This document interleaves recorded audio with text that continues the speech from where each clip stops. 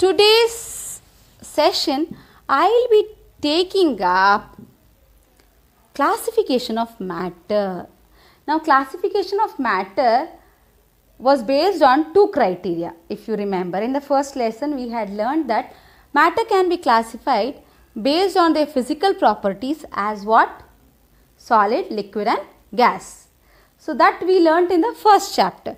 So, now it is not there, rather you know that I told you that we will be learning about the classification of matter based on chemical properties in the second chapter, that is this chapter, which is very important for you, okay, which is present in the revised curriculum. Now, let's see how we can classify matter based on its chemical property. Classification of matter based on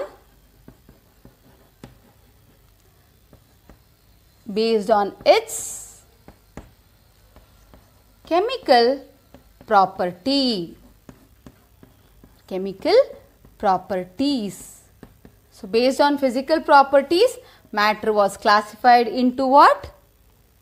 Into solid, liquid and gas. Whereas, based on chemical properties, matter is classified into pure substances and mixtures. Pure substances and mixtures. Now, just now I told you what we mean by pure. So, now, as the question says, is matter around us pure? No. Most of the substance or most of the matter around us is impure. They are mixed. For example, air. Air is a mixture of so many gases, isn't it? You know the composition also. Nitrogen 78%, oxygen 21%, carbon dioxide 0.03% and other gases, right? Other gases make up 0.097%, right? Exactly. If there is no pollutants. So, this is the composition of air, right? It is a mixture of many gases. It is not pure. So, most of the substances around us are not pure substances. They are mixtures. As the word says, mixtures, that is, they are mixed, they are not pure. Now, in detail, let us go with some examples, right? Okay. Now, when I have to explain to you what is a pure substance. A pure substance, as I already defined, is made up of single kind of particle.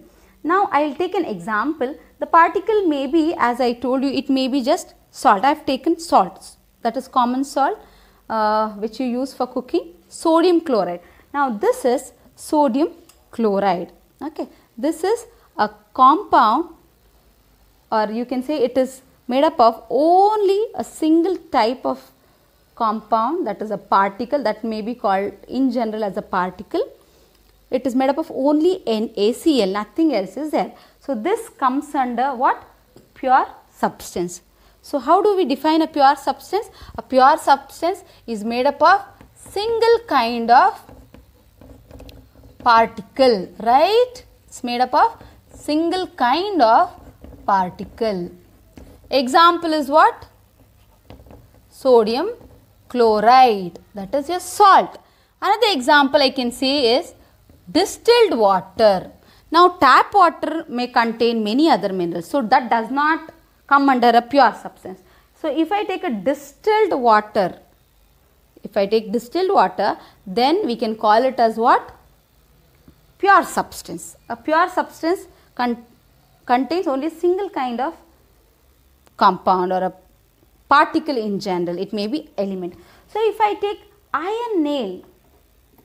So, now iron nail, if I take iron nail, tell me whether it is a pure substance or a mixture. It is a pure substance if it is made up of only iron. Now, this is made up of only iron. Therefore, it is a pure substance. Now, you get alloys, nails made up of many metals combined with it so that it does not rust.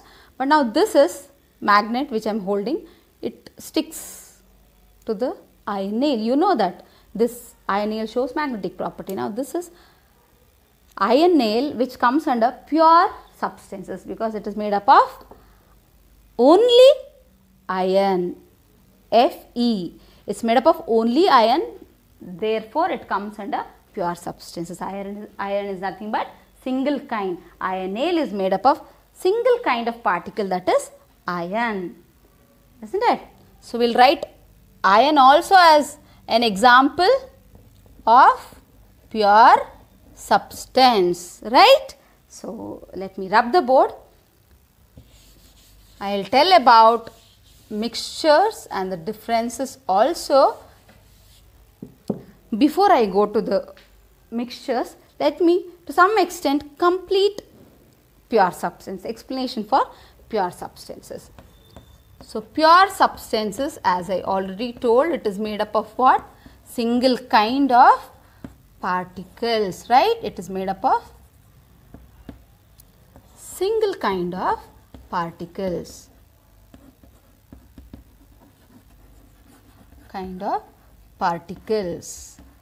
Now, and I told you that this single kind of particle may be what? A compound or an element or a compound. When we say an element, I told you element is a specific name for an atom. So any single atom, if a substance is made up of single kind of an atom, for example, we took example of ironale, right? So under element example you can take is iron, right? I shall rub all this so that I make it more clear. Okay, with a small board I have to explain the whole thing. So I told, let's see how pure substances are classified and how we can explain pure substances. So pure substances are something which contain only single kind of particle,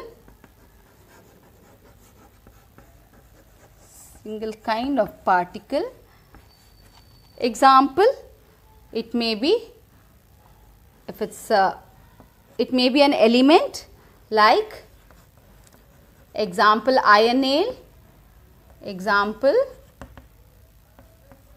iron, copper, it may be a copper turning, it may be sulfur,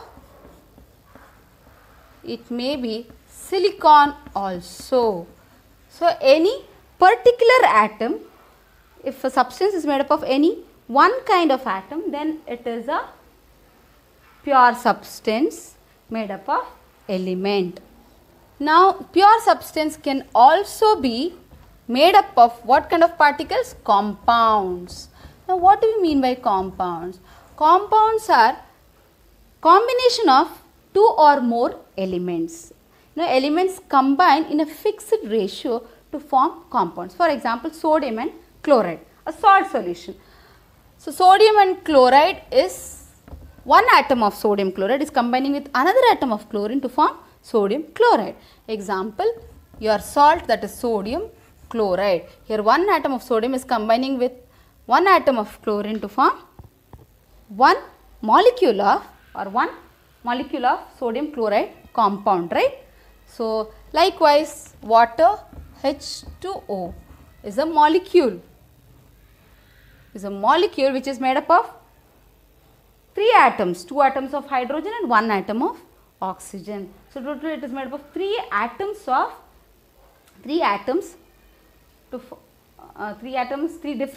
different atoms, that is two atoms of hydrogen and one atom of oxygen to form a molecule, which in other words, since it's a small molecule,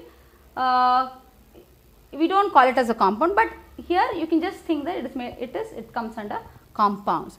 So we can say pure substances can be either elements or compounds. Likewise, there are many examples. Okay, for a compound you can give any example of a salt like copper sulfate. You know blue vitriol, isn't it? So copper sulfate, dry copper sulfate, not anhydrous copper sulfate.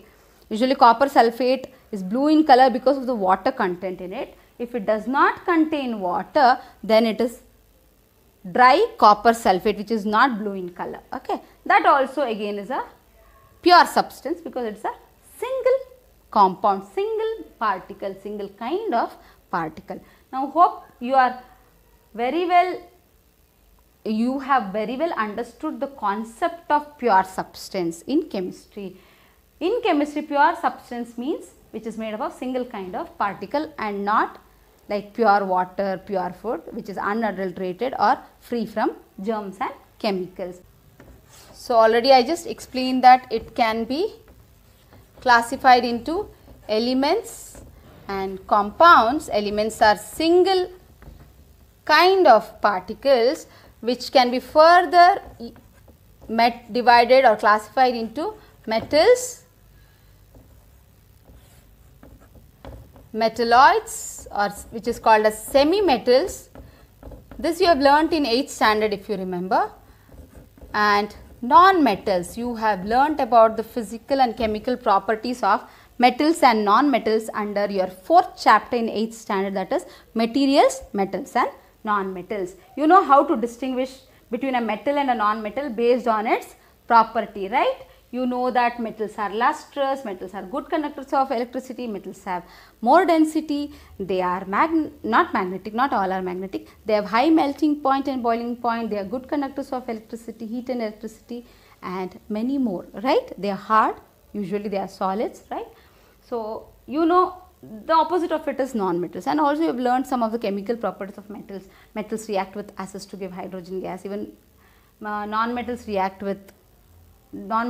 not react with most of the chemicals, like they react with oxygen, they react with most of the substances, and they do not react with some of the chemicals, isn't it? Non-metals they are not that reactive, they do not react with acids and bases, rather metals react with acids and bases. Oxygen, with oxygen both react, right? So you learnt about physical and chemical properties. Now metalloids also, generally I have told you, metalloids are also called as semi-metals, that is they have some properties of metals and some properties of non-metals. Some of the examples of semi-metals or metalloids are silicon, boron, etc. Okay, silicon, boron, etc. What are the examples of metals? You would easily tell me, right? We have learned so many: iron, Fe, copper, Cu, then aluminium, Al, etc., zinc, Zn. These are the examples of metals. They are lustrous, isn't it? They are very reactive. They become dull. You know about corrosion also, right? Rusting. Non-metals, you know, chlorine, bromine, iodine, sulfur. You remember we burnt sulfur powder, which is yellow in color. We burnt magnesium ribbon to see how it reacts with oxygen, right? Yes, you do remember. I think hopefully I am successful in making you memorize what experiments we did in that chapter, metals and non-metal, the activities we did to distinguish between a metal and a non-metal. So that pure substance which we are talking about may be, as I told you, may be made up of elements like metals, may be made up of elements like non-metals, only a particular non-metal, or a metalloid, or a non-metal, or a metal. So the pure substance may be made up of a single kind of element or a single kind of compound. That element again can be a metal, a single kind of metal, like it may be only iron in iron nail, it may be only copper in copper turning, or it may be only magnesium in a magnesium ribbon, or only aluminium in aluminium foil. Pure substance may be element which is a non-metal, like for example chlorine gas, only chlorine atoms in chlorine gas, only bromine in bromine liquid, only iodine in iodine crystals, only sulfur, you know, yellow powder which we burnt gives irritating choking smell. So these are the examples of pure substances which are elements, and elements can be further only metals, metalloids and non-metals. Now compounds, we do not have a classification again, because compounds are made up of two or more pure substances mixed, two or more elements combined chemically, which cannot be separated easily. Okay. Now,